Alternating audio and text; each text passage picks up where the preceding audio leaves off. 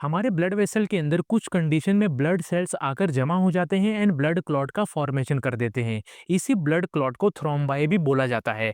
इसी थ्रोम्बाई की वजह से हमारे ब्लड वेसल के अंदर ब्लड अच्छे तरीके से फ्लो नहीं हो पाता।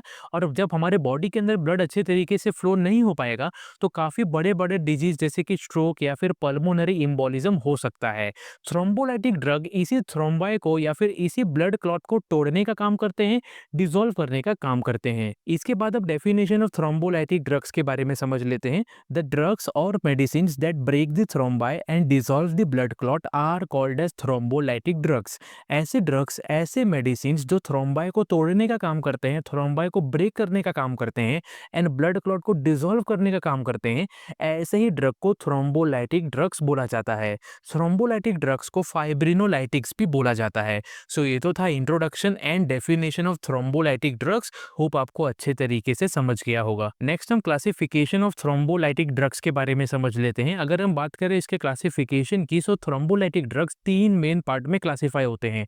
सबसे पहला है फर्स्ट जनरेशन थ्रोम्बोलाइटिक्स, दूसरा है second generation thrombolytics and last है थर्ड जनरेशन थ्रोम्बोलाइटिक्स। अगर हम बात करें फर्स्ट जनरेशन थ्रोम्बोलाइटिक्स की, तो इसके एग्जाम्पल है स्ट्रेप्टोकाइनेस एंड यूरोकाइनेस। अगर हम बात करें सेकेंड जनरेशन थ्रोम्बोलाइटिक्स की, तो इसके एग्जाम्पल है एल्टीप्लेस। अगर हम बात करें थर्ड जनरेशन थ्रोम्बोलाइटिक्स की, तो इसके एग्जाम्पल है रेटिप्लेस एंड टिनेक्टिप्लेस। सो ये तो था classification of thrombolytic drugs. Hope आपको अच्छे तरीके से समझ गया होगा। नेक्स्ट हम pharmacological actions of thrombolytic drugs के बारे में समझ लेते हैं, यानी कि थ्रोम्बोलाइटिक ड्रग्स हमारे बॉडी के अंदर किस तरीके से अपना एक्शन दिखाते हैं, इसके बारे में समझ लेते हैं। Thrombolytic drugs like streptokinase, urokinase work by converting plasminogen into plasmin, which digest fibrin and dissolve the clot. By this, the blockage in the arteries is also cleared.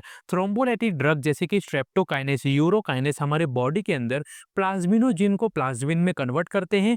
जैसे ही प्लाज्मिनोजेन प्लाज्मिन में कन्वर्ट हो जाता है, ये plasmin हमारे blood clot के ऊपर जो फाइब्रिन होता है, उस फाइब्रिन को डाइजेस्ट करना चालू करता है। और जैसे ही फाइब्रिन डाइजेस्ट हो जाता है, वैसे ही ब्लड क्लॉट धीरे धीरे डिसॉल्व होना चालू होता है और हमारे आर्टरीज के अंदर जो ब्लॉकेज हुआ था वो भी धीरे धीरे क्लियर होना चालू होता है और ब्लड अच्छे तरीके से फ्लो होना चालू हो जाता है। सो ये तो था pharmacological actions of thrombolytic drugs. Hope आपको अच्छे तरीके से समझ गया होगा। नेक्स्ट हम डोज ऑफ थ्रोम्बोलाइटिक ड्रग्स के बारे में समझ लेते हैं, यानी कि थ्रोम्बोलाइटिक ड्रग्स का नॉर्मल डोज कितना होता है एंड डॉक्टर्स इसको कितने अमाउंट में प्रिस्क्राइब करते हैं, इसके बारे में समझ लेते हैं। सबसे पहला है स्ट्रेप्टोकाइनेस। स्ट्रेप्टोकाइनेस का नॉर्मल डोज है 1.5 मिलियन यूनिट्स और इसको इंट्रावेनस रूट के जरिए लिया जाता है।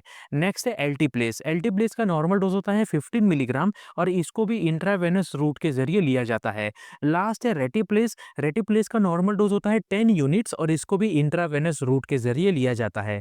सो ये तो था doses of thrombolytic drugs. Hope आपको अच्छे तरीके से समझ गया होगा। नेक्स्ट हम इंडिकेशंस ऑफ थ्रोम्बोलाइटिक ड्रग्स के बारे में समझ लेते हैं, यानी कि थ्रोम्बोलाइटिक ड्रग्स का यूजेस क्या क्या है एंड कौन कौन से कंडीशन एंड डिजीज को ठीक करने के लिए इनका इस्तेमाल किया जाता है, इसके बारे में समझ लेते हैं। Thrombolytic drugs are used to remove blood clot from the body. Thrombolytic drugs का इस्तेमाल हमारे बॉडी के अंदर से ब्लड क्लॉट को रिमूव करने के लिए किया जाता है।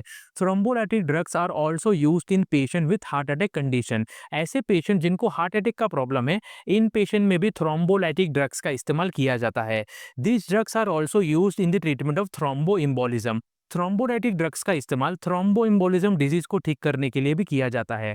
Thrombolytic drugs are also used in life threatening deep vein thrombosis. Deep vein thrombosis जो कि एक लाइफ थ्रेटनिंग यानी कि जानलेवा डिजीज है, इसको भी ठीक करने के लिए थ्रोम्बोलाइटिक ड्रग्स का इस्तेमाल किया जाता है। These drugs are also used in the treatment of pulmonary embolism. Pulmonary embolism disease को ठीक करने के लिए भी थ्रोम्बोलाइटिक ड्रग्स का इस्तेमाल किया जाता है। These drugs are also used in the treatment of thrombosis of arteries. Arteries के अंदर अगर हमारे थ्रोम्बोसिस हो जाता है, तो ऐसे डिजीज को ठीक करने के लिए भी इन सब ड्रग्स का इस्तेमाल किया जाता है।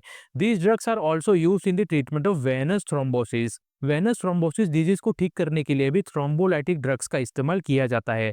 सो ये तो था इंडिकेशन या फिर uses of thrombolytic drugs. Hope आपको अच्छे तरीके से समझ गया होगा। नेक्स्ट हम Contra indications of thrombolytic drugs के बारे में समझ लेते हैं, यानी कि कौन कौन से ऐसे डिजीज हैं, कौन कौन से ऐसे कंडीशंस हैं जिस दौरान थ्रोम्बोलाइटिक ड्रग्स का इस्तेमाल नहीं करना चाहिए। सबसे पहला है एलर्जिक रिएक्शन और hyper sensitivity reaction towards drug. अगर किसी पेशेंट को एलर्जिक रिएक्शन या फिर हाइपर सेंसिटिविटी रिएक्शन है थ्रोम्बोलाइटिक ड्रग से, तो ऐसे कंडीशन में कभी भी थ्रोम्बोलाइटिक ड्रग्स का इस्तेमाल नहीं करना चाहिए। नेक्स्ट है लीवर डिजीज। अगर किसी पेशेंट को लीवर डिजीज है, तो ऐसी कंडीशन में भी थ्रोम्बोलाइटिक ड्रग्स का इस्तेमाल नहीं करना चाहिए। नेक्स्ट है सीवियर किडनी डिजीज। अगर किसी पेशेंट को काफी ज्यादा सीवियर किडनी डिजीज है, तो ऐसे कंडीशन में भी थ्रोम्बोलाइटिक ड्रग्स का इस्तेमाल नहीं करना चाहिए। इसके बाद है गैस्ट्रो इंटेस्टिनल ब्लीडिंग। अगर किसी पेशेंट को गैस्ट्रो इंटेस्टिनल ब्लीडिंग है, तो ऐसे कंडीशन में भी थ्रोम्बोलाइटिक ड्रग्स का इस्तेमाल नहीं करना चाहिए। नेक्स्ट है अनकंट्रोल्ड हाई ब्लड प्रेशर। अगर किसी पेशेंट का ब्लड प्रेशर काफ़ी ज़्यादा रहता है, काफ़ी अनकंट्रोल है, तो ऐसे कंडीशन में भी थ्रोम्बोलाइटिक ड्रग्स का इस्तेमाल नहीं करना चाहिए।